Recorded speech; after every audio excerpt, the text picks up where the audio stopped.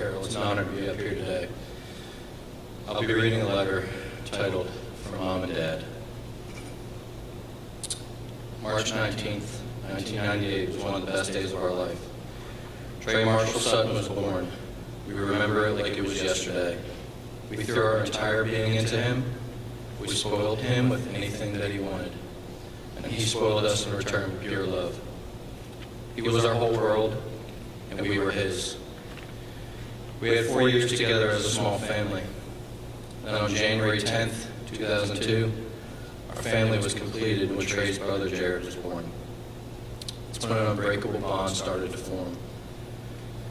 I still remember that day when Carol was resting after Jared's birth. She had bought him a big round pin on a badge that read, "I'm a big brother."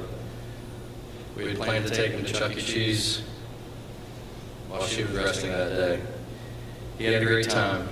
He was so proud of that badge and would tell anyone that he came into contact with that he was a big brother that day. Trey did not get jealous or feel left out now that he had to share our attention. Instead, he helped everyone he could and was genuinely happy to be with Jared and the rest of the family. They played with each other, they laughed with and at each other, and as all brothers do on occasion, they fought with each other. When Zoe and her mother, Jody, were preparing for the wedding, they asked for pictures of Trey for a slideshow that they were preparing. We had a very hard time finding any picture that the two of them weren't together in. They were always each other's shadow. They would often watch pay-per-view fights, MMA fights at Buffalo Wild Wings, and Hooters. Or they were only there for the wings, Zoe. Smiley face emoji.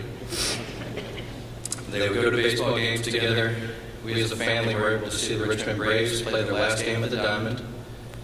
The Nationals play their first year in D.C. Boston play at Fenway Park, and Boston play at Baltimore when their favorite pitcher, Chris Sale, pitched a gem of a game. They would hunt together every fall. Both Jared and Trey were together when they got their first year. They would play Nintendo, PlayStation, Xbox, or whatever new game system was available at the time. They had airsoft battles in the backyard. Trey usually had the more powerful gun that resulted in one of us crying. Yes, I said us. I played too, and yes, I cried. Those things hurt. They would play catch. We may or may not have broken a window or two in our shed that I still haven't gotten around to fix yet. They would play baseball in the house. That's right, in the house. Not all the pictures on the wall survived those days. They would watch Boston Red Sox games every night during the season, always debating balls and strikes, hit or air, what pitch should be thrown next, who the best player on the 07 team was, Dustin Pedroia or Mike Lowell. Trey said Mike Lowell was the best third baseman and should be MVP. Jared said that Dustin Pedroia was God at second base. They would watch New England Patriots or whatever team Tom Brady played for. Even when Trey was not home for a game, they would send each other texts or links with Brady's real-time stats. We could go on and on, detailing about what they shared together over the last 20 years. We all wish that there would be many more years to come, but sadly that's not possible. We will truly miss these times and the times that we were looking forward to adding memories. Jared, we are so sorry that you lost your brother and best friend. We love you, and we're here for you for whatever you need. Keep him in your thoughts, and he will always be with you.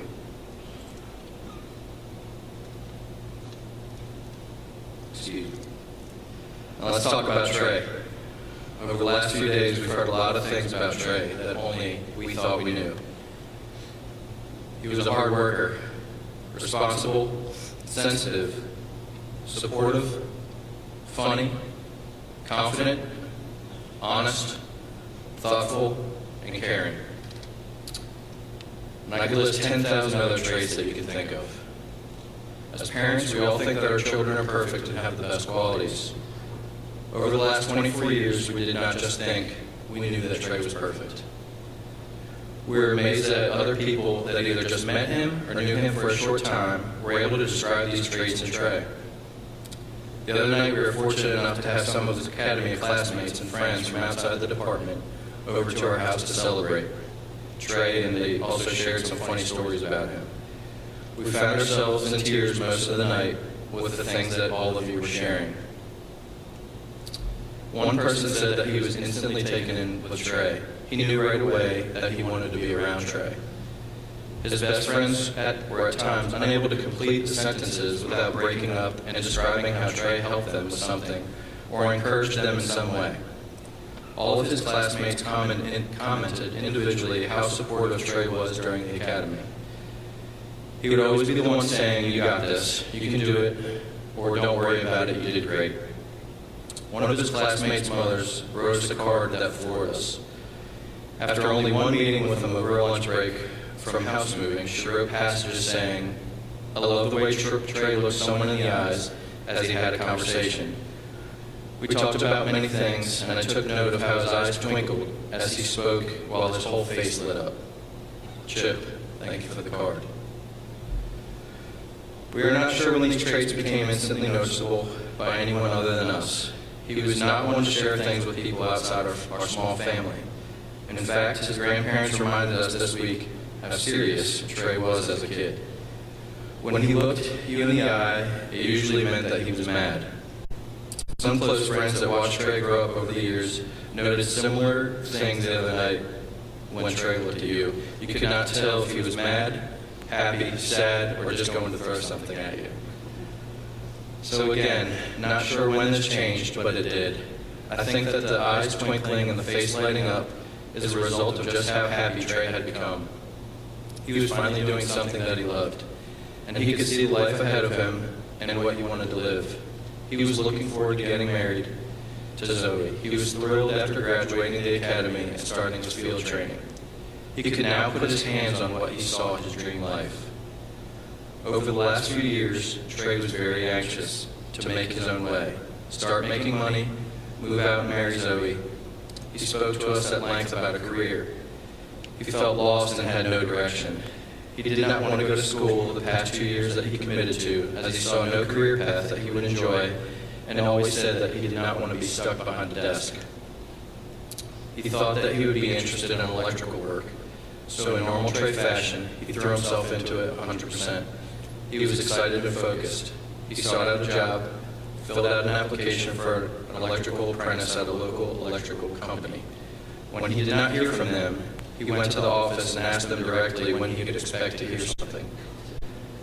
After a few more weeks, he got the call saying he had the job. Again, in typical Trey fashion, he went into it with a great attitude, excited and nervous. He met one of his best friends, Tyler, on the job. We had the opportunity to spend some time with Tyler and his wife, Michaela, a few nights ago. Tyler said what drew him to Trey he was he was a hard worker, and he felt that they had that in common. He told me a story of a day on the job site where they were a little slow on work, and everybody but Trey was sitting around doing nothing. Trey grabbed a broom and was sweeping up the work area. He said that he was impressed from that moment on. From that day on, they were paired together on job tasks. Over the next several weeks and months, they became fast friends, discovering that they had several things in common, most notably hunting and golf. They began planning a dream Colorado elk bow hunt. Sadly, they were not able to go on that hunt, and play several rounds of golf with Tyler and his dad. Trey liked the job, but was a little concerned that the pay was low and that he may not be able to provide the things that he wanted to give to Zoe. As more time went on, he became dissatisfied with work and was just not happy. It was there that he decided to pursue a career that he dreamed of as a young kid. We encouraged him and tried to help him in any way we could. He applied for a position as a recruit for the Henrico 74th Basic Police Academy. After several months of interviews, background checks, and other things, he was accepted. He was thrilled.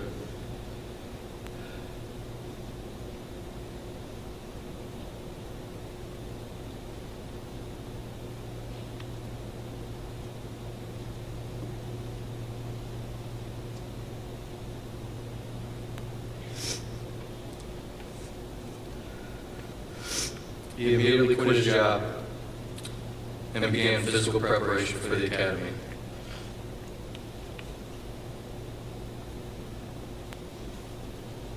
was all in.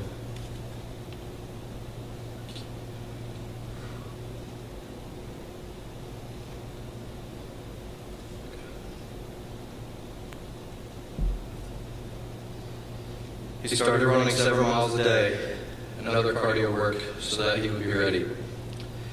He was bound and determined to show his focus and dedication on day one. We were so proud at that time and told practically everyone that we came into contact about Trey.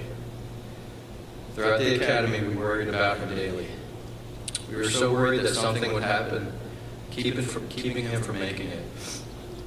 There were days that he was under a lot of stress and dreading the next day. Every night at the dinner table, we would just tell him that he was doing great and he would be fine. Whenever he was really anxious about a test, physical or academic, we would tell him to do his best and that he would be fine. His father would not be as quite as diplomatic and would often say, just gut it out.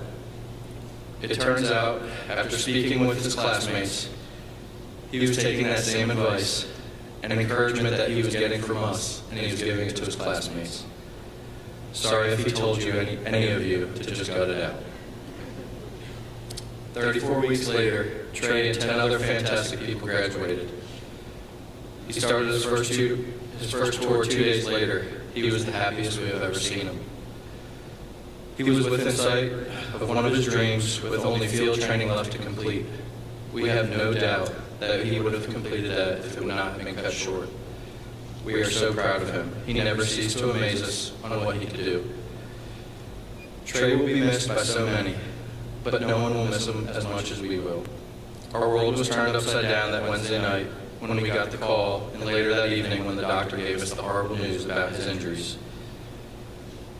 He was surrounded by his mother, father, brother, and Zoe while he was passing.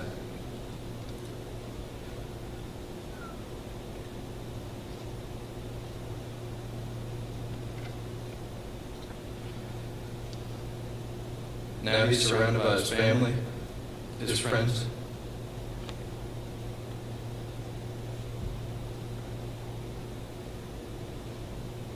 and the whole community, and a sea of law enforcement brothers and sisters.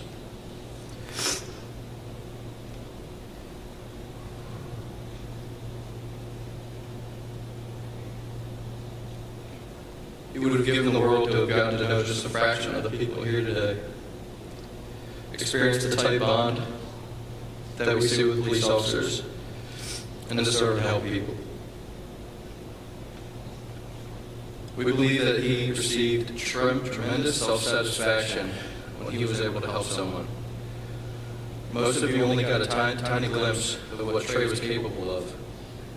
We knew that he was destined to have a positive impact on so many people's lives. We wish that he was able to fulfill that destiny. We know that everyone has had Trey on their mind constantly over the past week. Honoring his memory and keeping his spirit alive. As time passes, we realize that some sense of normalcy will resume and that you will not think of him as much. We ask this of everyone, once a day, once a week, or even once a month.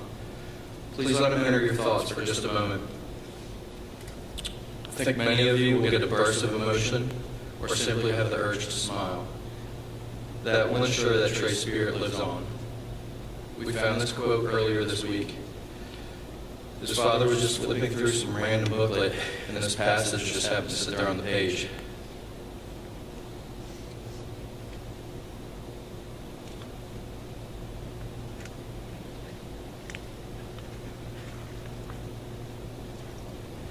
And if I go,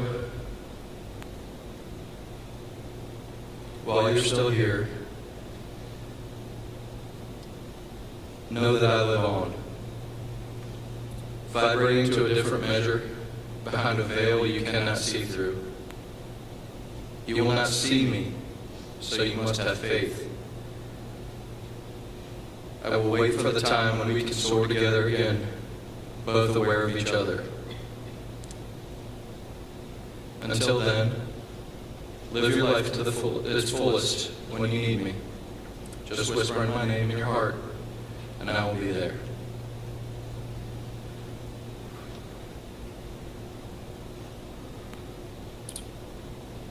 The next part of this letter is to Trey's academy mates.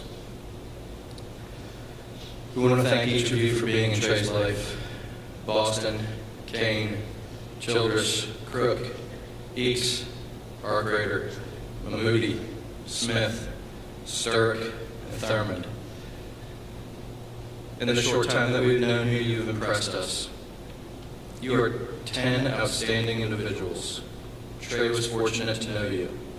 You are a special group, and the department is fortunate to have you. We believe that you will change in a positive way how people in the community look at police officers. The department and the community is extremely fortunate to have you all. Thank you for sharing your Trey stories with us last Friday night. We needed it. We are in extreme pain. Just coming in contact with you, a wave, a handshake, a hug over the last week has comforted us. You are a part of Trey's memories now. Please check in from time to time. I promise you, it will brighten our day and hopefully yours. Please stay safe out there, and again, thank you for being in Trey's life.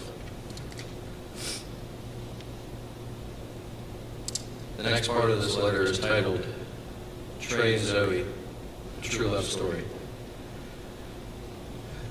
Zoe, you have been such an important part of Trey's life. He could barely stand being away from you for just a minute. We know that when he was with you, whether he was hunting, working, or just hanging out at our house, he was thinking about you. A few weeks ago, you were at work, so Trey came over to just hang out and talk. When you called to tell him you were home, he was in the truck and on his way home to you almost instantly.